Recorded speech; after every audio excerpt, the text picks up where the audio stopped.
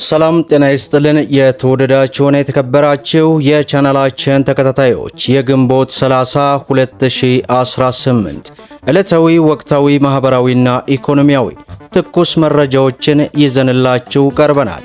በቅድሚያም ዋና ዋናዎቹን በማስቀደም እንጀምራለን። ከፊታችን ሰኔ 24 ቀን 2018 ጀምሮ ተግባራዊ እንደሚደረግ አዲስ መረጃ ተሰምቷል። ምንድነው? በዝርዝር ይዘነዋል።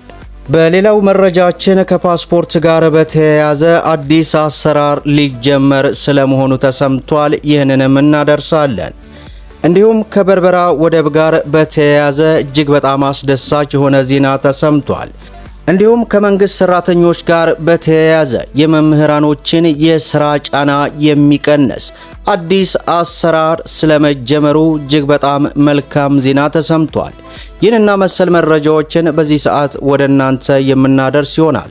ሁላችሁም ቪዲዮን ላይክ እያደረጋችሁ እስከ መጨረሻው ተከታተሉ። በቅድሚያ ከበርበራ ወደብ ጋር በተያያዘ እጅግ በጣም አስደሳች ዜና ተሰማ። የሶማሊላንድ የውጭ ጉዳይ ሚኒስትር አብዱራህማን እንደተናገሩት ከሪፖርተር ጋዜጣ ጋር ባደረጉት ቃለ ምልልስ ሀገራቸው በባህር ዙሪያ ከኢትዮጵያ ጋር ለመተባበር አሁንም ሙሉ ዝግጅት እንዳላት ገለጹ። ኢትዮጵያ የባህር በር የማግኘት መብት እንዳላት ሶማሊላንድ በጽኑ እንደምታምን የጠቆሙት ሚኒስትሩ ኢትዮጵያ የበርበራን ወደብ በፈለገችው መንገድ መጠቀም እንደምትችል ገልጸዋል። ሆኖም ኢትዮጵያ በበርበራ ወደብ አግኝቻለሁ ያለችውን የ19 በመቶ የባለቤትነት ድርሻ ምን ደረጃ ላይ እንዳለ ለቀረበላቸው ጥያቄም በአካል ኢትዮጵያ ወደቡን በሙሉ አቅሟ እስካሁን አልተጠቀመችበትም የሚል አጭር ምላሽ መስጠታቸው ተገልጿል። በተጨማሪም ሚኒስትሩ በአካል ኢትዮጵያ የሶማሊላንድን ቁልፍ አጋርነት ከግምት ውስጥ በማስገባት አንድ ቀን እውቅና እንደምትሰጣቸው እምነት እንዳላቸው ተናግረው ነገር ግን ሶማሊላንድ ይህንን እውቅና እንድታገኝ በኢትዮጵያ ላይ ምንም አይነት ግፊት ማድረግ እንደማትፈልግ ጉዳዩን ለራሷ ለኢትዮጵያ እንደምትተው አስገንዝባለች። ይህ መግለጫ በሁለቱ ወገኖች መካከል ያለው የዲፕሎማሲና ኢኮኖሚያዊ ትብብር ቀጣይነት ባለው መልኩ ሊመራ እንደሚችል ያመላከተ ሲሆን ይህ በርበራ ወደብ በተለይ የሀገራችን የውጭ ምንዛሬ እጥረትን በመጠኑም ቢሆን ቀርፎ የሀገራችንን ብልጽግና ወደፊት እንደሚያደርግም ተገልጿል። በሌላው መረጃችን የመንግስት ሰራተኞች መምህራንን በተመለከተ የሥራ ጫናቸውን የሚያስቀንስ አዲስ አሰራር መዘርጋቱ ተገለጸ። ትምህርት ሚኒስቴር የሁለተኛ ደረጃ መምህራን የሥራ ጫና ለመቀነስና የትምህርትን ጥራት ለማረጋገጥ የሚያስችል ኢንተለጀንት መምህር ረዳት የተሰኘ የሰው ሰራሽ አስተውሎ መተግበሪያ አበልጽጎ በሙከራ ደረጃ ላይ አውሏል። ይህ ቴክኖሎጂ ሙሉ በሙሉ ያለ ኢንተርኔት የሚሰራ ሲሆን በማዕከላዊ ሰርቨር ወይንም በክላውድ ቴክኖሎጂ ላይ ሳይመሰረት በአካባቢው ኮምፒውተር ላይ ብቻ ተጭኖ አገልግሎት የሚሰጥ ነውም ተብሏል። በተጨማሪም መተግበሪያው ከ9 እስከ 12ኛ ክፍል ያሉትን መጽሐፍት በሙሉ ዳታ ሴት በመውሰድና በማስተካከል እየተዘጋጀ ነውም ተብሏል። በመተግበሪያው ምን ነገሮች የማከናወን እንደሚቻል የተገለጸ ሲሆን ደረጃቸውን የጠበቁ የፈተና ጥያቄዎችንና አሳይመንቶችን ማመንጨት፣ የማስተማሪያ ስልቶችን በራሱ ማቀናጀት ያስችላልም ተብሏል። በማንኛውም ላፕቶፕ ወይንም ዲስክቶፕ ኮምፒውተር ላይ ተጭኖ የሚሰራ ቀላል ሞዴል በማንኛውም ላፕቶፕ ወይንም ዲስክቶፕ ኮምፒውተር ላይ ተጭኖ የሚሰራ ነውም የተባለ ሲሆን በኢንተርኔት ኔትወርክ በሌላው የገጠራማና ሩቅ ያለ አካባቢ ያለምንም ወጪና መቆራረጥ በመስራትም በከተማና በገጠር ትምህርት ቤቶች መካከል ያለውን ያጠባል ተብሎም ታምኖበታል። በሙከራ ደረጃ የሚገኘው ይህው መተግበሪያ ቀጣይ የማስፋፊያ ስራዎች በዓለም ባንክ የገንዘብ ድጋፍ በሚንቀሳቀሰው የኢትዮጵያ የትምህርት ለውጥ ኦፕሬሽን ፕሮጀክት ድጋፍ እየተከናወነ እንደሚገኝ ገልጾ የትምህርት ሚኒስቴር ፈተና በማውጣት መምህራንን የሚያገዝና የመምህራንን ጫና ሙሉ በሙሉም እንደሚቀርፍ መገለጹ እጅግ በጣም መልካም ነው የሚያስብል መሆኑ ተገልጿል። በሌላው መረጃችን ከፓስፖርት ጋር በተያያዘ አዲስ አሰራር ተጀመረ።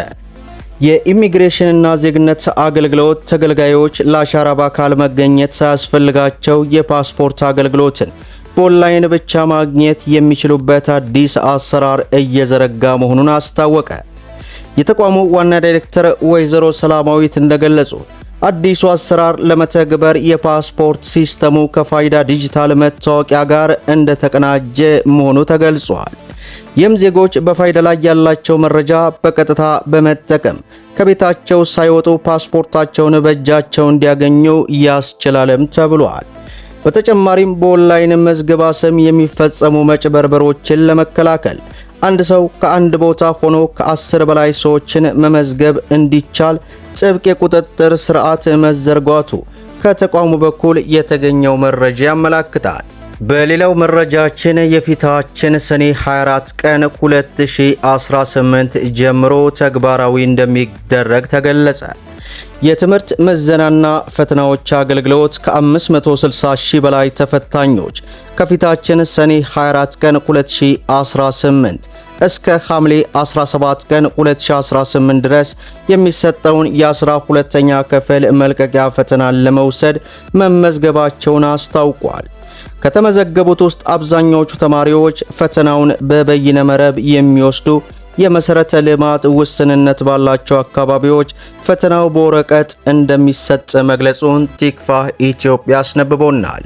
ይህ በእንዲህ እንዳለ ከሰኔ 4 እስከ ሰኔ 12 የሚሰጠውን የቅድመ ምረቃ ፕሮግራም የመውጫ ፈተና ለመውሰድ የተመዘገቡ ተማሪዎች በአስቸኳይ መረጃው እንዲያረጋግጡ ትምህርት ሚኒስቴር አሳስቧል። የማረጋገጥ ስራ ወይንም ሰልፍ ቬሪፊኬሽን ከ2 እስከ 3 ደቂቃ ብቻ የሚወስድና የተፈታኞችን የትምህርት ሰነዶች ከፋይዳ መታወቂያ ጋር ለማስተሳሰር የሚያስችል ነውም ተብሏል። በመሆኑም ለመጀመሪያ ጊዜ የመውጫ ፈተና የሚወስዱ ተፈታኞች የፊን ቁጥራቸውን በመጠቀምና የግል መረጃ በማሟላት የራሳቸውን መለያ ማረጋገጫ ማጠናቀቅ ይጠበቅባቸዋልም ተብሏል። በዚህም ተፈታኞች የተቀመጠውን ሊንክ በመጠቀም ይህንን ቬሪፋይ ማድረግ እንደሚጠበቅባቸው ተገልጾ በመግባት ወይንም ኤግዛይት ኤግዛሚኔሽን በመቀጠል ኮንቲኒው ቬሪፊኬሽን የሚለውን በመጫንና የሚያስፈልገውን በመሙላት እንዲያረጋግጡ ጥሪ ማቅረቡን በዚህ ሰዓት ከቲክቫህ ኢትዮጵያ ደርሶናል። በሌላ በኩል ዕለታዊ ወቅታዊ የምንዛሬ ዋጋ በዛሬው ዕለት ከምን ደርሷል የሚለውን መረጃ ያላያችሁ ካላችሁ ቀደም ብለን ከሰዓታቶች በፊት የለቀቅነው መረጃ አለ። ያንን መረጃ መመልከት የምትችሉ ይሆናል እያልኩኝ ሁላችሁም ይህንን ቪዲዮ ላይክ ሸር እያደረጋችሁ ለበርካታ ወንድሞች እንዲደርስ አድርጉ። እንዲሁም ለቻናላችን አዲስ ከሆናችሁ ሰብስክራይብ በማድረግ በየዕለቱ የሚለቀቀው ትኩስ አዳዲስ ወቅታዊና ኢኮኖሚ መረጃዎች እንዲደርሳችሁ ሰብስክራይብ በማድረግ በየዕለቱ የሚመጣው መረጃም እንዲደርሳችሁ የኖቲፊኬሽን ማብራታችሁን አትዘንጉ እያልኩ ለዕለቱ ያስኩላችሁ መረጃ ይህን ይመስላል ማለት ነው። እስከ ፍጻሜው ድረስ አብራችሁን ስለቆያችሁ ልባዊ ምስጋናችንን እየሰጠን በሌላ ቪዲዮ እስከምንገናኝ ወሰላሙ አለይኩም ወራህመቱላሂ ወበረካቱ እንላለን።